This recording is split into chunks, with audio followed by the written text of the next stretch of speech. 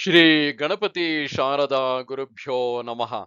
ಯತ್ರ ಯೋಗೇಶ್ವರ ಕೃಷ್ಣೋ ಯತ್ರ ಪಾರ್ಥೋ ಧನುರ್ಧರಃ ಯತ್ರ ಶ್ರೀ ವಿಜಯ ಭೂತಿರ್ಧ್ರುವ ನೀತಿರ್ಮತಿರ್ಮಮ. ಶ್ರೋತೃಗಳಿಗೆ ಶ್ರೀ ಅಳಸಿಂಗರಾಚಾರ್ಯ ವಿರಚಿತ ಶ್ರೀ ವ್ಯಾಸ ಮಹರ್ಷಿ ಪ್ರಣೀತ ಶ್ರೀಮನ್ ಮಹಾಭಾರತದ ಭೀಷ್ಮ ಪರ್ವದ ಭಗವದ್ಗೀತಾ ಪರ್ವದಲ್ಲಿ 26ನೆಯ ಅಧ್ಯಾಯಕ್ಕೆ ಸ್ವಾಗತ. ಅಥ ದ್ವಿತೀಯೋಧ್ಯಾಯಃ ಸಾಂಖ್ಯಯೋಗಃ. ಇದು ಭಗವದ್ಗೀತೆಯಲ್ಲಿ ಸಾಂಖ್ಯಯೋಗ ಎಂಬ ದ್ವಿತೀಯ ಅಧ್ಯಾಯವು. ಸಂಜಯ ಉವಾಚ ತಂ ತಥಾ ಕೃಪಯಾವಿಷ್ಟಂ ಅಶ್ರುಪೂರ್ಣಾಕುಲೇಕ್ಷಣಂ ವಿಷೀದಂತಮಿದಂ ವಾಕ್ಯಂ ಉವಾಚ ಮಧುಸೂದನಃ.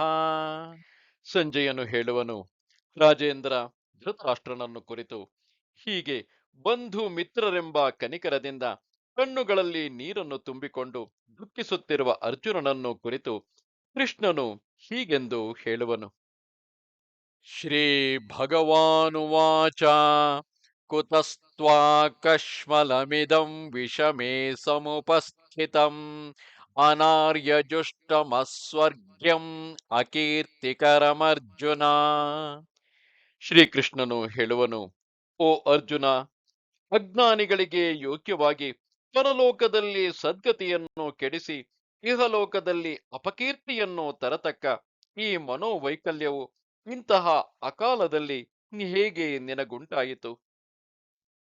ಕ್ಲೈಭ್ಯಂ ಮಾಸ್ಮಗಮಃ ಪಾರ್ಥ ನೈತತ್ವಯ್ಯುಪಪದ್ಯತೆ ಕ್ಷುದ್ರಂ ಹೃದಯ ದೌರ್ಬಲ್ಯಂ ತ್ಯಕ್ತೋತ್ತಿಷ್ಠ ಪರಂತಪ. ಪಾರ್ಥ, ಹೀಗೆ ಎದೆಗುಂದಬಾರದು. ನಿನ್ನಂಥವನಿಗೆ ಇದು ಯೋಗ್ಯವಲ್ಲ. ಕೇವಲ ಹೀನವಾದ ಈ ನಿನ್ನ ಮನಸ್ಸಿನ ದುರ್ಬಲತೆಯನ್ನು ಬಿಟ್ಟು ಉತ್ಸಾಹದಿಂದ ಯುದ್ಧ ಸನ್ನದ್ಧನಾಗಿ ಏಳು. ಅರ್ಜುನ ಉವಾಚ ಕಥಂ ಭೀಷ್ಮಮಹಂ ಸಂಖ್ಯೆ ದ್ರೋಣಂಚ ಮಧುಸೂದನ ಇಷುಭಿಃ ಪ್ರತಿಯೋತ್ಸ್ಯಾಮಿ ಪೂಜಾರ್ಹವರಿಸೂದನ. ಅರ್ಜುನನು ಹೇಳುವನು, ಓ ಮಧುಸೂದನ, ಪೂಜಾರ್ಹರಾದ ಭೀಷ್ಮನನ್ನು ದ್ರೋಣನನ್ನು ಯುದ್ಧದಲ್ಲಿ ಎದುರಿಸಿ ಹೇಗೆ ತಾನೇ ನಾನು ಬಾಣಗಳಿಂದ ಅವರೊಡನೆ ಹೊಡೆದಾಡಲಿ? ಗುರೂನ ಹತ್ವಾ ಹಿ ಮಹಾನುಭಾವಾನ್ ಶ್ರೇಯೋ ಭೋಕ್ತುಂ ಭೈಕ್ಷಮಪೀಹ ಲೋಕೆ ಹತ್ವಾರ್ಥಕಾಮಾಂಸ್ತು ಗುರೂನಿಹೈವ ಭುಂಜೀಯ ಭೋಗಾನ್ ರುಧಿರ ಪ್ರದಿಗ್ಧಾನ್. ಮಹಾತ್ಮರಾದ ಗುರುಗಳನ್ನು ಕೊಂದು ರಾಜ್ಯಾಧಿಪತ್ಯವನ್ನು ಅನುಭವಿಸುವುದಕ್ಕಿಂತಲೂ ಭಿಕ್ಷಾನ್ನದಿಂದ ಜೀವಿಸುವುದಾದರೂ ಮೇಲು. ಅರ್ಥಾಶೆಯುಳ್ಳ ಅವರನ್ನು ಕೊಂದರೋ ಅವರ ರಕ್ತದಿಂದ ತೊಯ್ದ ಭೋಗಗಳನ್ನೇ ನಾನು ಇಲ್ಲಿ ಅನುಭವಿಸುವಂತಾಗುವುದು. ನ ಚೈತದ್ವಿದ್ಮಃ ಕತರನ್ನೋ ಗರೀಯಃ ಯದ್ವಾ ಜಯೇಮ ಯದಿ ವಾನೋ ಜಯೇಯುಃ ಯಾನೇವ ಹತ್ವಾ ನ ಜಿಜೀವಿಷಾಮಃ ತೇವ ಸ್ಥಿತಾ ಪ್ರಮುಖೇ ಧಾತ್ರರಾಷ್ಟ್ರಾಃ. ಅವರನ್ನು ನಾವು ಜಯಿಸುವುದೇ ಅಥವಾ ಅವರೇ ನಮ್ಮನ್ನು ಜಯಿಸುವುದೇ? ಇವೆರಡರಲ್ಲಿ ಯಾವುದು ಮೇಲೆಂದು ನನಗೆ ತಿಳಿಯಲಿಲ್ಲ.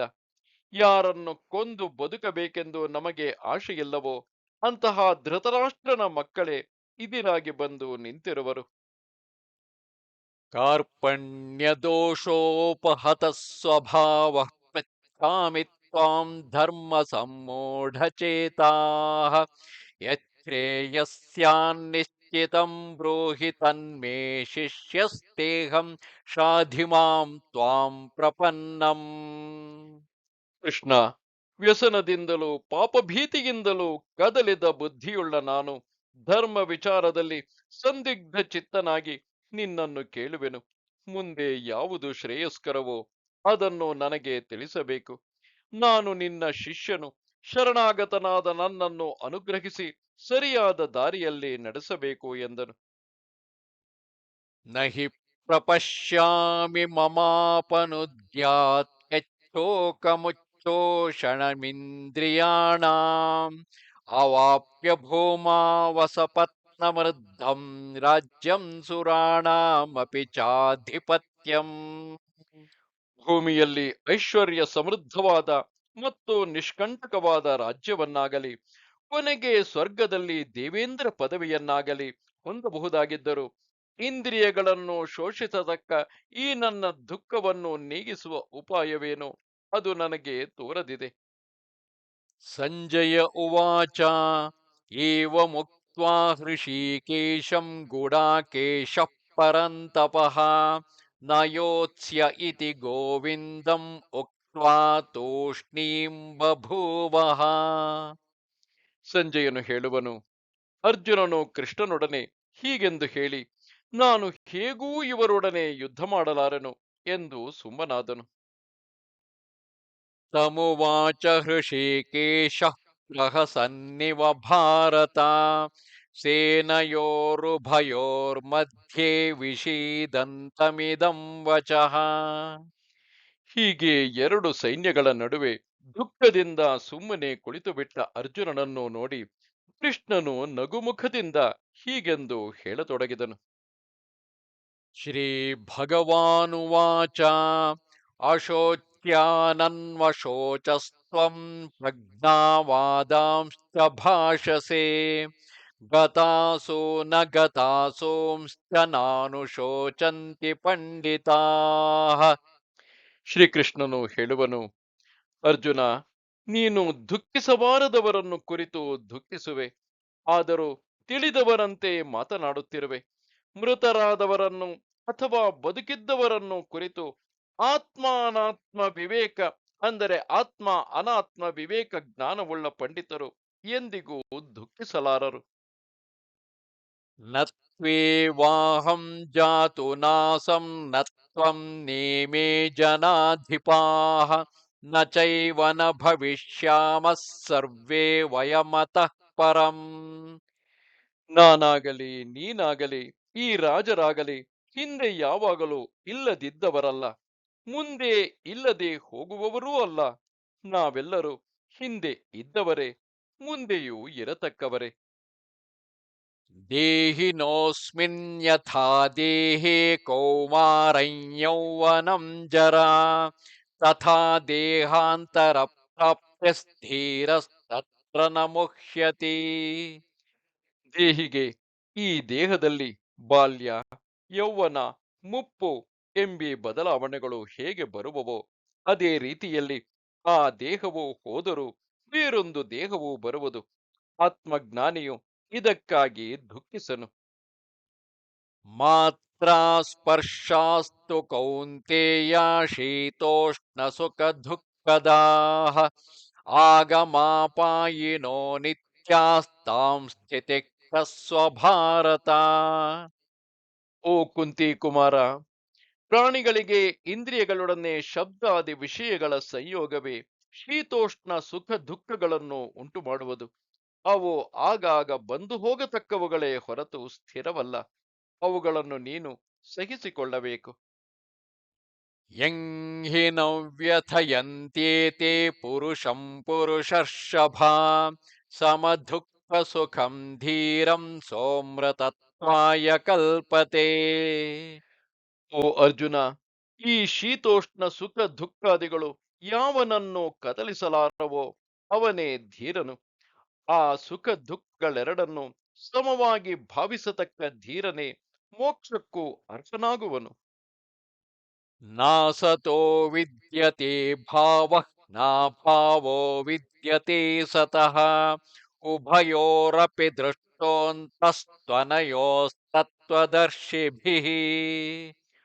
ಲೋಕದಲ್ಲಿ ಇಲ್ಲದುದಕ್ಕೆ ಎಂದಿಗೂ ಸತ್ತೆ, ಅಂದರೆ ಇರುವಿಕೆಯಿಲ್ಲ, ಇದ್ದುದಕ್ಕೆ ಎಂದಿಗೂ ಅಭಾವವಿಲ್ಲ. ಇವೆರಡರ ನಿಶ್ಚಯ ಜ್ಞಾನವು ತತ್ವಜ್ಞರಾದ ಜ್ಞಾನಿಗಳಿಗೆ ಮಾತ್ರವೇ ಇರುವುದು. ಅವಿನಾಶಿತು ತದ್ವಿದ್ದೀಯೇನ ಸರ್ವಮಿದಂ ತತಂ ವಿನಾಶಮವ್ಯಯಸ್ಯಾಸ್ಯ ನ ಕಶ್ಚಿತ್ ಕರ್ತುಮರ್ಹತಿ. ಆತ್ಮವು ನಾಶವಿಲ್ಲದುದು, ಅದು ಎಲ್ಲೆಲ್ಲಿಯೂ ವ್ಯಾಪಿಸಿರುವುದೆಂದು ತಿಳಿ. ನಾಶರಹಿತವಾದ ಆತ್ಮನಿಗೆ ನಾಶವನ್ನು ಉಂಟು ಮಾಡಲು ಯಾವನಿಂದಲೂ ಸಾಧ್ಯವಿಲ್ಲ. ಅಂತವಂತ ಇಮೇ ದೇಹಾ ನಿತ್ಯಸ್ಯೋಕ್ತಾ ಶರೀರಿಣಃ ಅನಾಶಿನೋ ಪ್ರಮೇಯಸ್ಯ ತಸ್ಮಾದ್ಯುಧ್ಯಸ್ವ ಭಾರತ. ವಿಕಾರರಹಿತನು, ನಾಶವಿಲ್ಲದವನು, ಹೀಗೆಂದು ನಿರ್ಣಯಿಸಲಾಗದವನು ಆದ ಆ ಆತ್ಮನ ಬಾಹ್ಯ ಶರೀರಗಳೆಲ್ಲ ಎಂದಾದರೂ ನಾಶ ಹೊಂದತಕ್ಕವುಗಳೇ ಎಂದು ಹೇಳುವರು. ಆದುದರಿಂದ ನೀನು ಚಿಂತಿಸದೆ ಯುದ್ಧ ಮಾಡು. ಯಯೇನಂ ವೇತ್ತಿ ಹಂತಾರಂ ಯಶ್ಚೈನಂ ಮನ್ಯತೆ ಹತಂ ಉಭೌ ತೌ ನ ವಿಜಾನೀತಃ ನಾಯಂ ಹಂತಿ ನ ಹನ್ಯತೆ. ಈ ಆತ್ಮನು ಇತರರನ್ನು ಕೊಲ್ಲತಕ್ಕವನೆಂದಾಗಲಿ ಅಥವಾ ಇತರರಿಂದ ಕೊಲ್ಲಲ್ಪಡತಕ್ಕವನೆಂದಾಗಲಿ ಯಾರು ತಿಳಿಯುವರೋ ಅವರಿಬ್ಬರೂ ತತ್ವವನ್ನು ತಿಳಿದವರಲ್ಲ. ಆತ್ಮನು ಕೊಲ್ಲುವುದೂ ಇಲ್ಲ, ಕೊಲ್ಲಲ್ಪಡುವುದೂ ಇಲ್ಲ. ನ ಜಾಯತೆ ಮ್ರಿಯತೆ ವಾ ಕದಾಚಿತ್ ನಾಯಂ ಭೂತ್ವಾ ಭವಿತಾ ವಾ ನ ಭೂಯಃ ಅಜೋ ನಿತ್ಯಃ ಶಾಶ್ವತೋಯಂ ಪುರಾಣಃ ನ ಹನ್ಯತೆ ಹನ್ಯಮಾನೇ ಶರೀರೇ. ಇವನು ಅಂದರೆ ಆತ್ಮನು ಹುಟ್ಟುವವನೂ ಅಲ್ಲ, ಎಂದಿಗೂ ಸಾಯುವವನೂ ಅಲ್ಲ, ಹಿಂದೆ ಇಲ್ಲದಿದ್ದು ಈಗ ಬಂದವನೂ ಅಲ್ಲ, ಈಗ ಇದ್ದು ಮುಂದೆ ಇಲ್ಲದೆ ಹೋಗುವವನೂ ಅಲ್ಲ. ಅವನು ಹುಟ್ಟಿಲ್ಲದೆ, ನಾಶವಿಲ್ಲದೆ, ಅನಾದಿಯಾಗಿ ಮುಂದೆಯೂ ಎಂದೆಂದಿಗೂ ಸ್ಥಿರವಾಗಿ ಇರತಕ್ಕವನು. ದೇಹವನ್ನು ಕೊಂದರೂ ತಾನು ಸಾಯನು. ವೇದಾ ವಿನಾಶಿನಂ ನಿತ್ಯಂ ಯಯೇನಮಜಮವ್ಯಯಂ ಕಥಂ ಸ ಪುರುಷಃ ಪಾರ್ಥ ಖಂ ಘಾತಯತಿ ಹಂತಿಕಂ. ಪಾರ್ಥ, ಹೀಗೆ ಈ ಆತ್ಮನು ಹುಟ್ಟು ಸಾವು ಇವೆರಡೂ ಇಲ್ಲದವನೆಂದು, ನಿತ್ಯನೆಂದು ಯಾವನು ತಿಳಿದಿರುವನೋ ಅಂಥವನೇ ವಿವೇಕವಂತನು. ಹೇಗೆ ಮತ್ತೊಬ್ಬನನ್ನು ಕೊಲ್ಲಿಸಬಲ್ಲನು? ಅಂತಹ ವಿವೇಕಿಯು ಹೇಗೆ ಮತ್ತೊಬ್ಬನನ್ನು ಕೊಲ್ಲಿಸಬಲ್ಲನು ಅಥವಾ ಕೊಲ್ಲಬಲ್ಲನು? ವಾಸಾಂಸಿ ಜೀರ್ಣಾನಿ ಯಥಾ ವಿಹಾಯ ನವಾನಿ ಗೃಹ್ಣಾತಿ ನರೋಪರಾಣಿ ತಥಾ ಶರೀರಾಣಿ ವಿಹಾಯ ಜೀರ್ಣಾನಿ ಅನ್ಯಾನಿ ಸಂಯಾತಿ ನವಾನಿ ದೇಹಿ. ಮನುಷ್ಯನು ಮಾಸಿದ ಅಥವಾ ಹರಿದು ಹೋದ ಬಟ್ಟೆಗಳನ್ನು ತೆಗೆದು ಬಿಸುಟು ಬೇರೆ ಹೊಸ ಬಟ್ಟೆಗಳನ್ನು ಮೈಮೇಲೆ ಹೊದ್ದುಕೊಳ್ಳುವಂತೆಯೇ ದೇಹಿಯು ಜೀರ್ಣವಾದ ಶರೀರವನ್ನು ಬಿಟ್ಟು ಬೇರೆ ಹೊಸ ಶರೀರವನ್ನು ಧರಿಸುವನು. ನೈನಂ ಛಿಂದಂತಿ ಶಸ್ತ್ರಾಣಿ ನೈನಂ ದಹತಿ ಪಾವಕಃ ನ ಚೈನಂ ಕ್ಲೇದಯಂತ್ಯಾಪಃ ನ ಶೋಷಯತಿ ಮಾರುತಃ.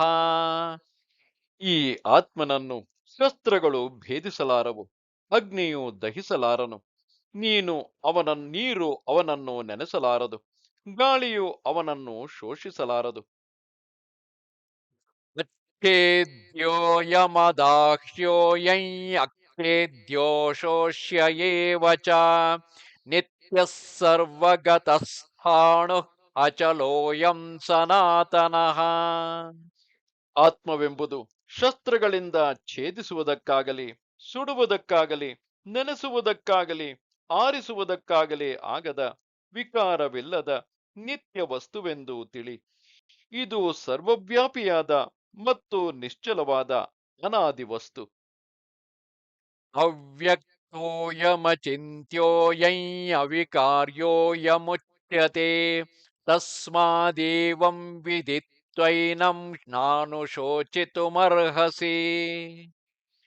ಆತ್ಮವು ಕಣ್ಣು ಮೊದಲಾದ ಇಂದ್ರಿಯಗಳಿಗೆ ಗೋಚರವಲ್ಲ, ಮನಸ್ಸಿಗೂ ತೋರತಕ್ಕದ್ದಲ್ಲ. ಇದನ್ನು ವಿಕಾರ ಹೊಂದಿಸುವುದು ಸಾಧ್ಯವಿಲ್ಲ. ನೀನು ಈ ತತ್ವವನ್ನು ತಿಳಿದುಕೊಂಡು ಧೀರನಾಗಿರು, ದುಃಖಿಸುವುದು ಯೋಗ್ಯವಲ್ಲ. अथ चैनं नित्यजातं नित्यं वा मन्यसे मृतं तथापि त्वं महाबाहो नैवं शोचितुमर्हसि. ಓ ಮಹಾಬಾಹು, ಒಂದು ವೇಳೆ ನೀನು ಈ ಆತ್ಮವೇ ಯಾವಾಗಲೂ ಹುಟ್ಟುತ್ತಲೋ ಅಥವಾ ಸಾಯುತ್ತಲೂ ಇರುವುದೆಂದು ತಿಳಿದಿರುವುದಾದರೆ ಆಗಲೂ ನೀನು ಆತ್ಮನಿಗಾಗಿ ದುಃಖಿಸುವ ಕಾರಣವಿಲ್ಲ. ಜಾತಸ್ಯ ಹಿ ಧ್ರುವೋ ಮೃತ್ಯುಃ ಧ್ರುವಂ ಜನ್ಮ ಮೃತಸ್ಯ ಚ ತಸ್ಮಾದಪರಿಹಾರ್ಯೇರ್ಥೇ ತ್ವಂ ಶೋಚಿತುಮರ್ಹಸಿ. ಹುಟ್ಟಿದವನಿಗೆ ಸಾವು ನಿಶ್ಚಯವೇ, ಅದರಂತೆ ಸತ್ತವನಿಗೆ ಪುನರ್ಜನ್ಮವು ನಿಶ್ಚಯವೇ. ಯಾರಿಂದಲೂ ತಪ್ಪಿಸಲಾರದ ಈ ವಿಷಯದಲ್ಲಿ ನೀನು ದುಃಖಿಸಿ ಫಲವೇನು? ದುಃಖಿಸಬಾರದು. ಅವ್ಯಕ್ತಾದೀನಿ ಭೂತಾನಿ ವ್ಯಕ್ತಮಧ್ಯಾನಿ ಭಾರತ ಅವ್ಯಕ್ತನಿಧನಾನ್ಯೇವ ತತ್ರ ಕಾ ಪರಿದೇವನಾ. ಓ ಭಾರತ, ಮನುಷ್ಯಾದಿ ಭೂತಗಳೆಲ್ಲವೂ ಮೊದಲು ಅವ್ಯಕ್ತವಾಗಿದ್ದು ನಡುವೆ ಕೆಲವು ಕಾಲದವರೆಗೆ ವ್ಯಕ್ತವಾಗಿ ಕಾಣಿಸಿಕೊಂಡು ಕೊನೆಗೆ ಕಾಣಿಸದಂತಿರುವವು. ಅಂಥವುಗಳ ವಿಷಯದಲ್ಲಿ ನಿನಗೆ ದುಃಖಬೇಕೆ? ಆಶ್ಚರ್ಯವತ್ ಪಶ್ಯತಿ ಕಶ್ಚಿದೇನಂ ಆಶ್ಚರ್ಯವದ್ವದತಿ ತಥೈವ ಚಾನ್ಯಃ ಆಶ್ಚರ್ಯವಚ್ಯೈನಮನ್ಯಃ ಶೃಣೋತಿ ಶ್ರುತ್ವಾಪ್ಯೇನಂ ವೇದ ನ ಚೈವ ಕಶ್ಚಿತ್. ಈ ಆತ್ಮನನ್ನು ಈ ಆತ್ಮವನ್ನು ಒಬ್ಬನು ಏನೋ ಒಂದು ಆಶ್ಚರ್ಯವೆಂದು ನೆನೆಸುವನು, ಒಬ್ಬನು ಆಶ್ಚರ್ಯವಾಗಿ ಹೇಳುವನು, ಇನ್ನೊಬ್ಬನು ಅದನ್ನು ಕುರಿತು ಆಶ್ಚರ್ಯವಾಗಿ ಕೇಳುವನು. ಹೀಗೆ ಅವರವರು ಕಂಡು ಕೇಳಿ ಬಾಯಿಂದಾಡಿದರು. ಅವರಲ್ಲಿ ಯಾವನು ಇದರ ತತ್ವವನ್ನು ಯಥಾರ್ಥವಾಗಿ ತಿಳಿದವನಲ್ಲ. ದೇಹಿ ನಿತ್ಯಮವಧ್ಯೋಯಂ ದೇಹೇ ಸರ್ವಸ್ಯ ಭಾರತ ತಸ್ಮಾತ್ ಸರ್ವಾಣಿ ಭೂತಾನಿ ನ ತ್ವಂ ಶೋಚಿತುಮರ್ಹಸಿ. ಭಾರತ, ಪ್ರಾಣಿಗಳ ದೇಹವು ಕೊಲ್ಲಲ್ಪಟ್ಟರೂ ಒಳಗಿನ ಆತ್ಮವೆಂಬುದು ಮಾತ್ರ ಎಂದಿಗೂ ಕೊಲೆಗೆ ಈಡಾಗುವುದಿಲ್ಲ. ಆದುದರಿಂದ ನೀನು ಯಾರಿಗೂ ದುಃಖಿಸಬೇಕಾದುದಿಲ್ಲ. ಸ್ವಧರ್ಮಮಪಿ ಚಾವೇಕ್ಷ್ಯ ನ ವಿಕಂಪಿತುಮರ್ಹಸಿ ಧರ್ಮ್ಯಾದ್ಧಿಯುದ್ಧಾತ್ ಶ್ರೇಯೋನ್ಯತ್ ಕ್ಷತ್ರಿಯಸ್ಯ ನ ವಿದ್ಯತೆ. ಅಲ್ಲದೆ ಕ್ಷತ್ರಿಯನಾದ ನಿನ್ನ ಸ್ವಧರ್ಮವೇನೆಂಬುದನ್ನು ಯೋಚಿಸಿ ನೋಡು. ಆಗಲೂ ನೀನು ಈ ಕಾರ್ಯಕ್ಕಾಗಿ ಹೆದರಬೇಕಾದ ಕಾರಣವಿಲ್ಲ. ಕ್ಷತ್ರಿಯನಿಗೆ ಸ್ವಧರ್ಮವಾದ ಯುದ್ಧಕ್ಕಿಂತಲೂ ಶ್ರೇಯಸ್ಕರವಾದುದು ಬೇರಾವುದೂ ಇಲ್ಲ. ಯದೃಚ್ಛಯಾ ಚೋಪಪನ್ನಂ ಸ್ವರ್ಗದ್ವಾರಮಪಾವೃತಂ ಸುಖಿನಃ ಕ್ಷತ್ರಿಯಾಃ ಪಾರ್ಥ ಲಭಂತೆ ಯುದ್ಧಮೀದೃಶಂ. ಈಗ ಪ್ರಾಪ್ತವಾಗಿರುವ ಈ ಯುದ್ಧವು ನಿನಗೆ ತಾನಾಗಿ ತೆರೆದಿಟ್ಟಿರುವ ಸ್ವರ್ಗ ದ್ವಾರವೆಂದು ತಿಳಿ. ಇಂತಹ ಯುದ್ಧವನ್ನು ಭಾಗ್ಯಶಾಲಿಗಳಾದ ಕ್ಷತ್ರಿಯರೇ ಪಡೆಯುವರು. ಅಥ ಚೇತ್ತ್ವಮಿಮಂ ಧರ್ಮ್ಯಂ ಸಂಗ್ರಾಮಂ ನ ಕರಿಷ್ಯಸಿ ತತಃ ಸ್ವಧರ್ಮಂ ಕೀರ್ತಿಂಚ ಹಿತ್ವಾ ಪಾಪಮವಾಪ್ಸ್ಯಸಿ. ಈಗ ನೀನು ನಿನ್ನ ಸ್ವಧರ್ಮವಾದ ಈ ಯುದ್ಧವನ್ನು ನಡೆಸದೆ ಹೋಗುವೆಯಾದರೆ ನಿನ್ನ ಧರ್ಮವನ್ನು ಕೀರ್ತಿಯನ್ನು ಕೆಡಿಸಿಕೊಂಡು ಪಾಪವನ್ನು ಕಟ್ಟಿಕೊಳ್ಳುವೆ. ಅಕೀರ್ತಿಂಚಾಪಿ ಭೂತಾನಿ ಕಥಯಿಷ್ಯಂತಿ ತೇ ವ್ಯಯಾಂ ಸಂಭಾವಿತಸ್ಯ ಚಾಕೀರ್ತಿ ಮರಣಾದತಿರಿಚ್ಯತೆ. ನಿನ್ನ ವಿಷಯವಾಗಿ ಎಲ್ಲರೂ ಎಂದೆಂದಿಗೂ ಅಳಿಸದ ಅಪವಾದವನ್ನು ನುಡಿಯುವರು. ಗೌರವವುಳ್ಳ ನಿನ್ನಂಥವರಿಗೆ ಅಪಕೀರ್ತಿ ಎಂಬುದು ಮರಣಕ್ಕಿಂತಲೂ ಕಷ್ಟವಾದುದು. ಭಯಾದ್ರಣಾದುಪರಥಂ ಮಂಸ್ಯಂತೆ ತ್ವಾಂ ಮಹಾರಥಾಃ ಯೇಷಾಂ ಚ ತ್ವಂ ಬಹುಮತಃ ಭೂತ್ವಾ ಯಾಸ್ಯಸಿ ಲಾಘವಂ. ಬಂಧುಗಳೆಂಬ ಕನಿಕರದಿಂದ ಈಗ ನೀನು ಯುದ್ಧವನ್ನು ಬಿಟ್ಟು ಹೋದರೂ ಮಹಾರಥರು ನಿನ್ನನ್ನು ಭಯಪಟ್ಟು ರಣರಂಗದಿಂದ ಓಡಿ ಹೋದವನೆಂದೇ ತಿಳಿಯುವರು. ಇದುವರೆಗೆ ನಿನ್ನಲ್ಲಿ ವಿಶೇಷ ಗೌರವವನ್ನು ಇಟ್ಟಿದ್ದವರಲ್ಲಿಯೂ ನೀನು ಕೇವಲ ಲಾಘವವನ್ನು ಹೊಂದುವೆ. ಅವಾಶ್ಚ ವಾದಾಂಶ್ಚ ಬಹೂನ್ ವದಿಷ್ಯಂತಿ ತವಾಹಿತಾಃ ನಿಂದಂತಸ್ತವ ಸಾಮರ್ಥ್ಯಂ ತಥೋದ್ಧುಕ್ತತರಂ ನು ಕಿಂ. ಅಲ್ಲದೆ ನಿನ್ನ ಶತ್ರುಗಳೇ ನಿನ್ನ ಸಾಮರ್ಥ್ಯವನ್ನು ನಿಂದಿಸುತ್ತಾ ನಿನ್ನ ವಿಷಯವಾಗಿ ಆಡಬಾರದ ಮಾತುಗಳನ್ನೆಲ್ಲ ವಿಧ ವಿಧವಾಗಿ ಆಡತೊಡಗುವರು. ಇದಕ್ಕಿಂತಲೂ ದುಃಖಕರವಾದುದು ಬೇರೇನಿದೆ? ಹತೋ ವಾ ಪ್ರಾಪ್ಸ್ಯಸಿ ಸ್ವರ್ಗಂ ಜಿತ್ವಾ ವಾ ಭೋಕ್ಷ್ಯಸೇ ಮಹೀಂ ತಸ್ಮಾದುತ್ತಿಷ್ಠ ಕೌಂತೇಯ ಯುದ್ಧಾಯ ಕೃತನಿಶ್ಚಯಃ. ನೀನು ಈ ಯುದ್ಧದಲ್ಲಿ ಸತ್ತರೆ ಸ್ವರ್ಗ ಸುಖವನ್ನು ಪಡೆಯುವೆ, ಜಯಿಸಿದರೆ ಈ ಭೂಮಿಯಲ್ಲಿ ರಾಜ್ಯ ಸುಖವನ್ನು ಪಡೆಯುವೆ. ಆದುದರಿಂದ ಕುಂತಿ ಪುತ್ರ, ಯುದ್ಧಕ್ಕೆ ನಿಶ್ಚಯ ಮಾಡಿಕೊಂಡು ಮೇಲೇಳು. ಸುಖ ದುಃಖೇ ಸಮೇ ಕೃತ್ವಾ ಲಾಭಾಲಾಭೌ ಜಯಾಜಯೌ ತತೋ ಯುದ್ಧಾಯ ಯುಜ್ಯಸ್ವ ನೈವಂ ಪಾಪಮವಾಪ್ಸ್ಯಸಿ.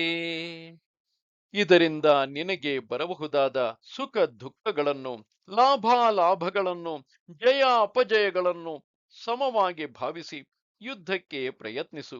ಆಗ ನೀನು ಪಾಪಕ್ಕೆ ಭಾಗಿಯಾಗಲಾರೆ. ಏಷಾ ತೇ ಭಿಹಿತಾ ಸಾಂಖ್ಯೇ ಬುದ್ಧಿರ್ಯೋಗೇ ತ್ವಿಮಾಂ ಶೃಣು ಬುದ್ಧ್ಯಾ ಯುಕ್ತೋ ಯಯಾ ಪಾರ್ಥ ಕರ್ಮಬಂಧಂ ಪ್ರಹಾಸ್ಯಸಿ. ಪಾರ್ಥ, ಆತ್ಮಜ್ಞಾನ ರೂಪವಾದ ಸಾಂಖ್ಯ ತತ್ವವನ್ನು ನಿನಗೆ ತಿಳಿಸಿದನು. ಯಾವ ಬುದ್ಧಿಯಿಂದ ಕರ್ಮವನ್ನು ನಡೆಸಿದರೆ ಕರ್ಮ ಬಂಧವನ್ನು ನೀಗಿಸಬಹುದೋ ಅಂತಹ ಕರ್ಮಯೋಗ ವಿಷಯವನ್ನು ತಿಳಿಸುವೆನು, ಕೇಳು. ನೇಹಾಭಿಕ್ರಮನಾಶೋಸ್ತಿ ಪ್ರತ್ಯವಾಯೋ ನ ವಿದ್ಯತೆ ಸ್ವಲ್ಪಮಪ್ಯಸ್ಯ ಧರ್ಮಸ್ಯ ತ್ರಾಯತೆ ಮಹತೋ ಭಯಾತ್. ಅಂತಹ ಕರ್ಮದಲ್ಲಿ ಆರಂಭಿಸಿದ ಭಾಗಕ್ಕೆ ಎಂದಿಗೂ ನಾಶವಿಲ್ಲ, ದೋಷವೂ ಬಾರದು. ಈ ಧರ್ಮದಲ್ಲಿ ಅಂಶ ಮಾತ್ರವನ್ನು ನಡೆಸಿದರೂ ಅದು ದೊಡ್ಡ ಭಯದಿಂದ ಕಾಪಾಡುವುದು. ವ್ಯವಸಾಯಾತ್ಮಿಕಾ ಬುದ್ಧಿ ಏಕೇಹ ಕುರು ನಂದನ ಬಹುಶಾಖಾ ಹ್ಯನಂತಾಶ್ಚ ಬುದ್ಧಯೋ ವ್ಯವಸಾಯಿನಾಂ. ಈ ಕರ್ಮಯೋಗದಲ್ಲಿ ನಿಶ್ಚಯಾತ್ಮಕ ಬುದ್ಧಿ ಏನೋ ಯಾವಾಗಲೂ ಒಂದೇ, ಏಕೆಂದರೆ ಅದು ಮೋಕ್ಷವೊಂದನ್ನೇ ಅವಲಂಬಿಸಿರುವುದು. ನಿಶ್ಚಯಾತ್ಮಕವಲ್ಲದ ಬುದ್ಧಿಯಾದರೋ ಹಲವು ಶಾಖೆಗಳಾಗಿ ಕೊನೆಯಿಲ್ಲದಂತೆ ಹೋಗಿಬಿಡುವುದು. ಯಾಮಿಮಾಂ ಪುಷ್ಪಿತಾಂ ವಾಚಂ ಪ್ರವದಂತ್ಯ ವಿಪಶ್ಚಿತಃ ವೇದವಾದರತಾಃ ಪಾರ್ಥ ನಾನ್ಯದಸ್ತೀತಿ ವಾದಿನಃ. ಫಲವಿಲ್ಲದೆ ಹೂಗಳ ಸೊಗಸನ್ನು ಮಾತ್ರ ಮೇಲೆತ್ತಿ ತೋರಿಸುವಂತೆ ವೇದಗಳ ಅಪಾರ್ಥವನ್ನೇ, ಅಂದರೆ ಅಪಾರ್ಥವನ್ನೇ ಹಿಡಿದು ವಾದಿಸುವವರು, ಕರ್ಮಗಳಿಗೆ ಕಾಮ್ಯ ಫಲಕ್ಕಿಂತಲೂ ಬೇರೆ ಪುರುಷಾರ್ಥವಿಲ್ಲ ಎನ್ನುವರು, ಅಂಥವರು ತತ್ವಜ್ಞರಲ್ಲ. ಕಾಮಾತ್ಮಾನಃ ಸ್ವರ್ಗಪರಾಃ ಜನ್ಮ ಕರ್ಮ ಫಲಪ್ರದಾಂ ಕ್ರಿಯಾ ವಿಶೇಷ ಬಹುಲಾಂ ಭೋಗೈಶ್ವರ್ಯ ಗತಿಂ ಪ್ರತಿ. ಕಾಮಗಳಲ್ಲಿಯೇ ಮನಸ್ಸಿಟ್ಟು ಸ್ವರ್ಗವೇ ಉತ್ತಮ ಪುರುಷಾರ್ಥವೆಂದು ಎಣಿಸತಕ್ಕವರು ಭೋಗೈಶ್ವರ್ಯಗಳ ಸಾಧನೆಗಾಗಿ ಮೇಲೆ ಮೇಲೆ ಪುನರ್ಜನ್ಮಗಳನ್ನು, ಕರ್ಮಗಳನ್ನು, ಕರ್ಮ ಫಲಗಳನ್ನು ತಂದು ಕೊಡಿಸುವ ಮತ್ತು ಅನೇಕ ಕ್ರಿಯಾ ಭೇದಗಳುಳ್ಳ ಇಂತಹ ಕರ್ಮ ಮಾರ್ಗದಲ್ಲಿ ಆಸೆ ಹುಟ್ಟಿಸುವ ಬೋಧನೆಗಳನ್ನೇ ಮಾಡುವರು. ಭೋಗೈಶ್ವರ್ಯ ಪ್ರಸಕ್ತಾನಾಂ ತಯಾಪಹೃತ ಚೇತಸಾಂ ವ್ಯವಸಾಯಾತ್ಮಿಕಾ ಬುದ್ಧಿಃ ಸಮಾಧೌ ನ ವಿಧೀಯತೆ. ಆ ಮಾತುಗಳಿಗೆ ಮರಳುಗೊಂಡು ಭೋಗೈಶ್ವರ್ಯಗಳಲ್ಲಿ ಪ್ರವರ್ತಿಸತಕ್ಕವರಿಗೆ ಮನಸ್ಸಿನಲ್ಲಿ ನಿಶ್ಚಯಾತ್ಮಕವಾದ ಆತ್ಮಜ್ಞಾನವು ಎಂದಿಗೂ ಹುಟ್ಟಲಾರದು. ತ್ರೈಗುಣ್ಯ ವಿಷಯಾ ವೇದಾ ನಿಸ್ತ್ರೈಗುಣ್ಯೋ ಭವಾರ್ಜುನ ನಿರ್ದ್ವಂದ್ವೋ ನಿತ್ಯ ಸತ್ವಸ್ಥಃ ನಿರ್ಯೋಗಕ್ಷೇಮ ಆತ್ಮವಾನ್. ಅರ್ಜುನ, ವೇದಗಳು ಸತ್ವ ರಜಸ್ ತಮಸ್ಸುಗಳೆಂಬ ಈ ತ್ರೈಗುಣ್ಯ ಫಲಗಳನ್ನು ಪ್ರತಿಪಾದಿಸುತ್ತಿವೆ. ನೀನು ಆ ಮಿಶ್ರ ಗುಣಗಳ ಸಂಬಂಧವನ್ನು ಇಟ್ಟುಕೊಳ್ಳದೆ ಸುಖ ದುಃಖಾದಿ ದ್ವಂದ್ವಗಳನ್ನು ಜಯಿಸಿ ಸತ್ವಗುಣವನ್ನೇ ಹಿಡಿದು ಯೋಗಕ್ಷೇಮ ಚಿಂತೆಯನ್ನು ತೊರೆದು ದೃಢ ಮನಸ್ಸುಳ್ಳವನಾಗು. ಯಾವಾನರ್ಥೌ उदपाने सर्वतः सम्प्लुतोदके तावान् सर्वेषु वेदेषु ब्राह्मणस्य विजानतः. ಕೋಡಿ ಹರಿಯುವ ಕೆರೆಗಳು ಸುತ್ತಲೂ ತುಂಬಿ ತುಳುಕುತ್ತಿದ್ದರು. ಬಾಯಾರಿದವನು ತನಗೆ ಬೇಕಾದಷ್ಟು ನೀರನ್ನು ಮಾತ್ರವೇ ಅದರಿಂದ ಗ್ರಹಿಸುವವನಲ್ಲವೇ? ಅದರಂತೆ ಜ್ಞಾನಿಯಾದ ಬ್ರಾಹ್ಮಣನಿಗೆ ಎಲ್ಲ ವೇದಗಳಿಂದಲೂ ಗ್ರಹಿಸಬೇಕಾದ ಸಾರವು ಒಂದೇ ಆಗಿರುವುದು. ಆ ಸಾರವೇ ಮೋಕ್ಷ ಸಾಧನವು. कर्मण्येवाधिकारस्ते मा फलेषु कदाचन मा कर्मफलहेतुर्भो मा ते सङ्गोऽस्त्वकर्मणि. ನಿನಗೆ ಕರ್ಮಗಳಲ್ಲಿ ಅಧಿಕಾರವೇ ಹೊರತು ಅದರ ಫಲಗಳನ್ನು ಕುರಿತು ನಿನಗೆ ಅಧಿಕಾರವಿಲ್ಲ. ಆದುದರಿಂದ ಕರ್ಮಕ್ಕೆ ಫಲವನ್ನು ಉದ್ದೇಶಿಸಿ ನೀನು ಕರ್ಮದಲ್ಲಿ ಪ್ರವೇಶಿಸಬಾರದು. ಅದೇ ರೀತಿ ಫಲವಿಲ್ಲವೆಂದರಿತು ಕರ್ಮವನ್ನು ಬಿಟ್ಟು ಬಿಡಲೂಬಾರದು. योगस्थ कुरु कर्माणि सङ्गं त्यक्त्वा धनञ्जय सिद्धसिद्ध्यो समो भूत्वा समत्वं योग उच्यते. ಓ ಧನಂಜಯ, ಆದುದರಿಂದ ನೀನು ಜ್ಞಾನಯೋಗದಲ್ಲಿ ನೆಲೆಗೊಂಡು ಕರ್ಮಗಳಲ್ಲಿ ನಿನ್ನದೆಂಬ ಅಭಿಮಾನವನ್ನು ಬಿಟ್ಟು ಆ ಕರ್ಮಕ್ಕೆ ಫಲವು ಸಿದ್ಧಿಸಿದರೂ ಸಿದ್ಧಿಸದೆ ಹೋದರೂ ಎರಡನ್ನೂ ಸಮವಾಗಿ ಭಾವಿಸಿ ಕರ್ಮಗಳನ್ನು ನಡೆಸು. ಹೀಗೆ ಸಿದ್ಧಿ ಮತ್ತು ಅಸಿದ್ಧಿ ಇವೆರಡರಲ್ಲಿ ಸಮಭಾವದಿಂದ ಇರುವುದೇ ಯೋಗವು. दूरेण ह्यवरं कर्म बुद्धियोगात् धनञ्जय बुद्धौ शरणमन्विच्छ कृपणाः फलहेतवः. ಅರ್ಜುನ, ಫಲೋದ್ದೇಶವಿಲ್ಲದ ಸಮಬುದ್ಧಿಯಿಂದ ನಡೆಸತಕ್ಕ ಕರ್ಮಕ್ಕಿಂತಲೂ ಫಲೋದ್ದೇಶದಿಂದ ಮಾಡತಕ್ಕ ಕರ್ಮವು ಕೇವಲ ಹೀನವಾದುದು. ಆದುದರಿಂದ ಫಲೋದ್ದೇಶವಿಲ್ಲದ ಕರ್ಮವನ್ನೇ ಹಿಡಿ. ಫಲೋದ್ದೇಶದಿಂದ ಕರ್ಮವನ್ನು ಮಾಡುವವರು ಹೀನರು. बुद्धियुक्तो जहातीह उभे सुकृतदुष्कृते तस्माद्योगाय युज्यस्व योगः कर्मसु कौशलम्. ಫಲಗಳಲ್ಲಿ ಸಮತ್ವ ಬುದ್ಧಿಯಿಂದ ಕರ್ಮವನ್ನು ಮಾಡುವವನು ಪುಣ್ಯ ಪಾಪಗಳೆರಡರಿಂದಲೂ ಬಿಡಲ್ಪಡುವನು. ಆದುದರಿಂದ ಈ ಸಮತ್ವ ಬುದ್ಧಿ ಎಂಬ ಯೋಗವನ್ನೇ ಹಿಡಿ. ಕರ್ಮಗಳನ್ನು ನಡೆಸುವುದರಲ್ಲಿ ಇಂತಹ ಬುದ್ಧಿಯನ್ನು ಸಲ್ಲಿಸುವುದೇ ಕುಶಲತೆಯು. कर्मजं बुद्धियुक्ता हि फलं त्यक्त्वा मनीषिणः जन्मबन्धविनिर्मुक्ताः पदं गच्छन्त्यनामयम्. ಕರ್ಮ ಫಲದಲ್ಲಿ ದೃಷ್ಟಿಗಿಡದೆ ಸಮಬುದ್ಧಿಯಿಂದ ಅದನ್ನು ನಡೆಸುವ ಜ್ಞಾನಿಗಳು ಜನ್ಮ ಮರಣಗಳೆಂಬ ಕಷ್ಟದಿಂದ ತಪ್ಪಿ ದುಃಖ ಲೇಶವೂ ಇಲ್ಲದ ಉತ್ತಮ ಗತಿಯನ್ನು ಹೊಂದುವರು. यदा ते मोहकलिलं बुद्धिर्व्यतितरिष्यति तदा गतांसि निर्वेदं श्रोतव्यस्य श्रुतस्य च. ಅರ್ಜುನ, ನಿನ್ನ ಬುದ್ಧಿಯು ಯಾವಾಗ ಈ ಅಜ್ಞಾನವನ್ನು ದಾಟುವುದೋ ಆಗಲೇ ನೀನು ಇದುವರೆಗೆ ಹಿಂದೆ ಕೇಳಿದ ಮತ್ತು ಮುಂದೆ ಕೇಳತಕ್ಕ ವಿಷಯಗಳಲ್ಲೆಲ್ಲ ಜಿಹಾಸೆಯನ್ನು ಹೊಂದುವೆ.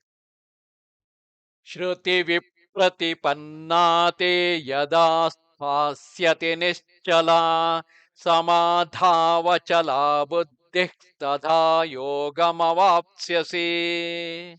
ಸಹಜವಾಗಿ ಏಕರೂಪವಾಗಿದ್ದರೂ ಅನೇಕ ಕರ್ಮ ಫಲಗಳನ್ನು ಕೇಳಿ ಕದಲಿದ ನಿನ್ನ ಬುದ್ಧಿಯು ಯಾವಾಗ ಆತ್ಮಜ್ಞಾನ ಯೋಗದಲ್ಲಿ ನಿಶ್ಚಲವಾಗಿ ನಿಲ್ಲುವುದೋ ಆಗಲೇ ನೀನು ಯೋಗ ಸಿದ್ಧಿಯನ್ನು ಹೊಂದಿದವನಾಗುವೆ.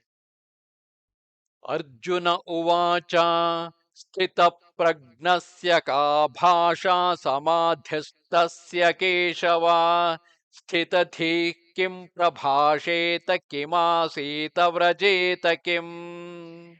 ಅರ್ಜುನನು ಹೇಳುವನು, ಓ ಕೇಶವ, ನೀನು ಹೇಳಿದಂತೆ ಸ್ಥಿರ ಜ್ಞಾನವನ್ನು ಹೊಂದಿ ಸಮಾಧಿಯಲ್ಲಿ ನೆಲೆಗೊಂಡವನ ಲಕ್ಷಣಗಳೆಂಥವು? ಅಂತಹ ಸ್ಥಿರ ಜ್ಞಾನವುಳ್ಳವನು ಹೇಗೆ ಮಾತಾಡುವನು? ಅವನಿರುವ ರೀತಿಯೇನು? ಅವನ ನಡತೆ ಎಂಥದು? श्रीभगवानुवाच स जहाति यदा कामान् सर्वान् पार्थमनोगताम् आत्मन्येवात्मना तुष्टः स्थितप्रज्ञस्तदोच्यते. ಶ್ರೀಕೃಷ್ಣನು ಹೇಳುವನು, ಪಾರ್ಥ, ಯಾವಾತನು ಮನಸ್ಸನ್ನು ಕದಲಿಸುವ ಎಲ್ಲ ಕೋರಿಕೆಗಳನ್ನು ಸಂಪೂರ್ಣವಾಗಿ ಬಿಟ್ಟು ತನ್ನಲ್ಲಿ ತಾನೇ ಆತ್ಮಜ್ಞಾನದಲ್ಲಿ ತೃಪ್ತನಾಗಿರುವನು, ಅವನೇ ಸ್ಥಿರಜ್ಞಾನಿಯು. दुःखेष्वनुद्विग्नमनाः सुखेषु विगतस्पृहः वीतरागभयक्रोधः स्थितधीर्मुनिरुच्यते. ದುಃಖದಲ್ಲಿ ಮನಸ್ಸು ಕಲಗದೆ, ಸುಖದಲ್ಲಿ ಸಂತೋಷಿಸದೆ, ಕೋಪ, ಭಯ, ಆಸೆ ಮುಂತಾದವುಗಳನ್ನೆಲ್ಲ ತ್ಯಜಿಸಿದವನೇ ಸ್ಥಿರ ಪ್ರಜ್ಞೆಯುಳ್ಳ ಮುನಿ ಎನಿಸುವನು. यः सर्वत्रानभिस्नेहः तत्तत्प्राप्य शुभाशुभम् नाभिनन्दति न द्वेष्टि तस्य प्रज्ञा प्रतिष्ठिता. ಯಾವನು ಎಲ್ಲ ವಸ್ತುಗಳಲ್ಲಿಯೂ ಅಭಿಮಾನವನ್ನು ಬಿಟ್ಟು ಆಗಾಗ ತನಗುಂಟಾಗುವ ಶುಭಾಶುಭಗಳಿಂದ ಸಂತೋಷವಾಗಲಿ ವ್ಯಸನವಾಗಲಿ ಇಲ್ಲದಿರುವನೋ ಅಂಥವನ ಜ್ಞಾನವೇ ಸ್ಥಿರ ಜ್ಞಾನವೆನಿಸುವುದು. यदा संहरते चायं कूर्मोऽङ्गानीव सर्वशः इन्द्रियाणीन्द्रियार्थेभ्यः तस्य प्रज्ञा प्रतिष्ठिता. ಆಮೆಯು ತನ್ನ ಕೈಕಾಲುಗಳನ್ನೆಲ್ಲ ಉಡುಗಿಸಿಟ್ಟುಕೊಳ್ಳುವಂತೆ ಯಾವನು ತನ್ನ ಇಂದ್ರಿಯಗಳನ್ನೆಲ್ಲ ಆ ಇಂದ್ರಿಯಗಳಿಗೆ ಭೋಗ್ಯವಾದ ವಿಷಯಗಳಿಂದ ಎಳೆದಿಟ್ಟುಕೊಳ್ಳಬಲ್ಲನೋ ಅಂಥವನ ಜ್ಞಾನವು ಸ್ಥಿರವೆನಿಸುವುದು. विषया विनिवर्तन्ते निराहारस्य देहिनः रसवर्जं रसोऽप्यस्य परं दृष्ट्या निवर्तते. ಇಂದ್ರಿಯಗಳನ್ನು ವಿಷಯಗಳ ಕಡೆಗೆ ಬಿಡದಂತೆ ತಡೆಯತಕ್ಕವನಿಗೆ ವಿಷಯ ವಾಸನೆಯೊಂದು ಹೊರತು ಆ ವಿಷಯಗಳೆಲ್ಲವೂ ತಾವಾಗಿಯೇ ಬಿಟ್ಟು ಹೋಗುವವು. ಆತ್ಮಸ್ವರೂಪ ಜ್ಞಾನದಿಂದ ಆ ವಿಷಯ ವಾಸನೆಯು ಬಿಟ್ಟು ಹೋಗುವುದು. यततो ह्यपि कौन्तेय पुरुषस्य विपश्चितः इन्द्रियाणि प्रमाथीनि हरन्ति प्रसभं मनः. ಕುಂತಿ ಕುಮಾರ, ಬುದ್ಧಿಯನ್ನು ಕಲಗಿಸತಕ್ಕ ಇಂದ್ರಿಯಗಳು ಎಷ್ಟೇ ಬುದ್ಧಿಶಾಲಿಯನ್ನಾದರೂ ಅವನು ಎಷ್ಟೇ ಪ್ರಯತ್ನದಿಂದ ತಡೆದಿಟ್ಟರೂ ಮನಸ್ಸನ್ನು ಬಲಾತ್ಕಾರದಿಂದ ಎಳೆದುಕೊಂಡು ಹೋಗುವವು.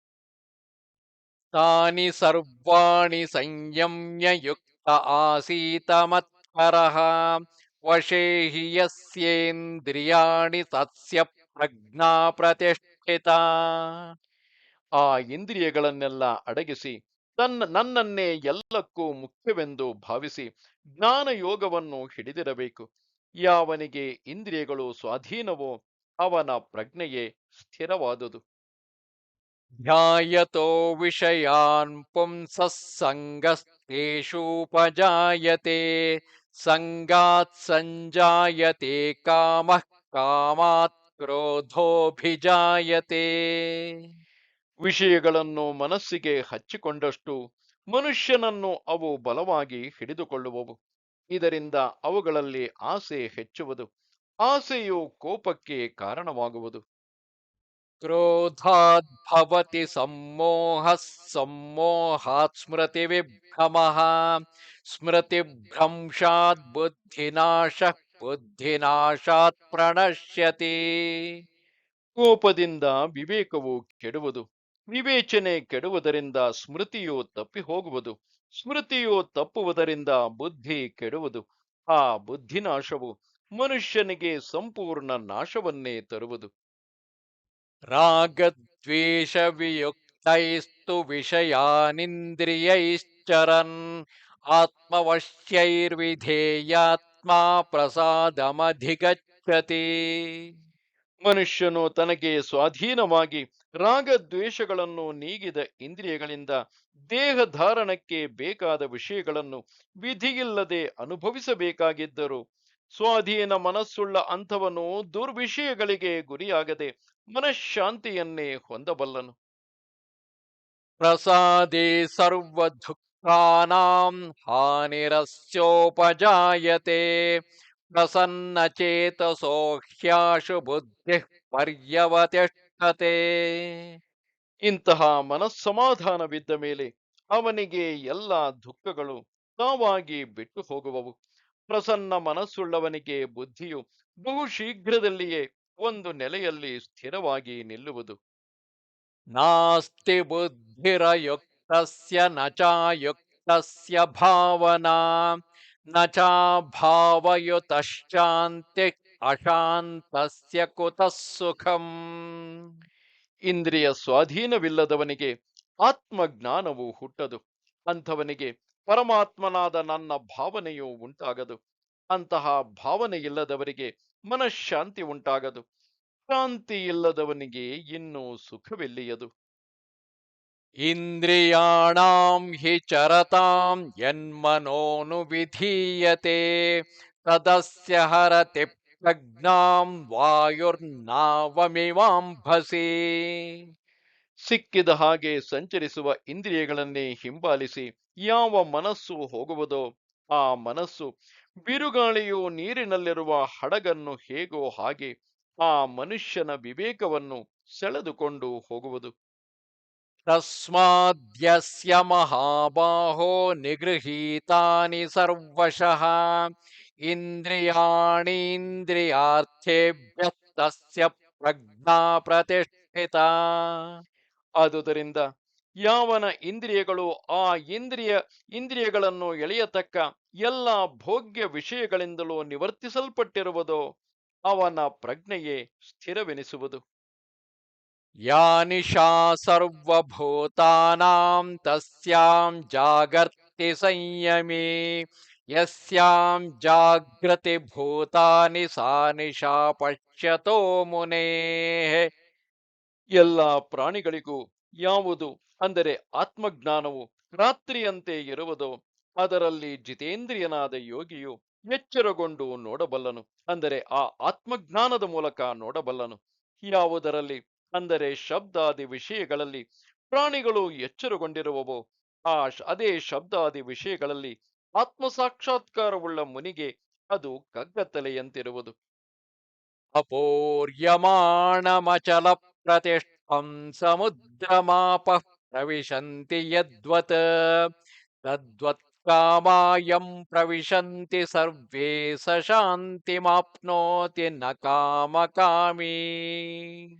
ಸುತ್ತಲೂ ಜಲಮಯವಾಗಿ ಮೇರೆ ಮೀರದಿರುವ ಮಹಾಸಮುದ್ರದಲ್ಲಿ ನದಿ ಜಲಗಳೆಲ್ಲ ಅಡಗಿ ಹೋಗುವಂತೆ ಯಾವ ಯೋಗಿಯಲ್ಲಿ ಸಮಸ್ತ ಕಾಮಗಳು ಅಡಗಿ ಹೋಗುವವೋ ಅಂಥವನೇ ಶಾಂತಿಯನ್ನು ಹೊಂದುವನು. ವಿಷಯಾಸಕ್ತನಿಗೆ ಆ ಶಾಂತಿಯು ಎಂದಿಗೂ ಲಭಿಸದು. ವಿಹಾಯ ಕಾಮಾನ್ಯಃ ಸರ್ವಾನ್ ಪುಮಾಂಶ್ಚರತಿ ನಿಸ್ಪೃಹಃ ನಿರ್ಮಮೋ ನಿರಹಂಕಾರಃ ಸ ಶಾಂತಿಮಧಿಗಚ್ಚತಿ. ಯಾವನು ಎಲ್ಲ ವಿಷಯಗಳನ್ನು ಬಿಟ್ಟು ಆಶೆಯನ್ನು ತೊರೆದು ತಾನು ತನ್ನದೆಂಬ ಅಹಂಕಾರ ಮಮಕಾರಗಳಿಲ್ಲದಿರುವನು ಅಂಥವನು ಶಾಂತಿಯನ್ನು ಹೊಂದುವನು. ಏಷಾ ಬ್ರಾಹ್ಮೀ ಸ್ಥಿತಿಃ ಪಾರ್ಥ ನೈನಾಂ ಪ್ರಾಪ್ಯ ವಿಮುಹ್ಯತಿ ಸ್ಥಿತ್ವಾ ಸ್ಯಾಮಂತ ಕಾಲೇಪಿ ಬ್ರಹ್ಮ ನಿರ್ವಾಣಮೃಚ್ಛತಿ. ಪಾರ್ಥ, ಈ ಸ್ಥಿತಿಯೇ ಬ್ರಹ್ಮಪ್ರಾಪ್ತಿಯನ್ನು ಉಂಟು ಮಾಡುವುದು. ಈ ಸ್ಥಿತಿಯನ್ನು ಹೊಂದಿದವನು ಮೋಹಕ್ಕೆ ಈಡಾಗುವುದಿಲ್ಲ. ಅಂತ್ಯಕಾಲದಲ್ಲಿಯಾದರೂ ಈ ಸ್ಥಿತಿಯನ್ನು ಪಡೆದವನು ಆನಂದಮಯವಾದ ಬ್ರಹ್ಮವನ್ನು ಹೊಂದುವನು. ಓಂ ತತ್ಸದಿತಿ ಶ್ರೀಮದ್ಭಗವದ್ಗೀತಾಸು ಉಪನಿಷತ್ಸು ಬ್ರಹ್ಮವಿದ್ಯಾಯಾಂ ಯೋಗಶಾಸ್ತ್ರೇ ಶ್ರೀಕೃಷ್ಣಾರ್ಜುನ ಸಂವಾದೇ ಸಾಂಖ್ಯಯೋಗೋ ನಾಮ ದ್ವಿತೀಯೋಧ್ಯಾಯಃ. ಇದು ಭಗವದ್ಗೀತೆಯಲ್ಲಿ ಸಾಂಖ್ಯಯೋಗವೆಂಬ ಎರಡನೆಯ ಅಧ್ಯಾಯವು. ಇದು ಭೀಷ್ಮ ಪರ್ವದ 26ನೆಯ ಅಧ್ಯಾಯವು. ನಮಸ್ತೆ ಶಾರದೆ ದೇವಿ ಕಾಶ್ಮೀರ ಪುರವಾಸಿನಿ ತ್ವಾಮಹಂ ಪ್ರಾರ್ಥಗೆ ನಿತ್ಯಂ ವಿದ್ಯಾದಾನಂಚ ದೇಹಿಮೆ. ನಮಸ್ಕಾರ.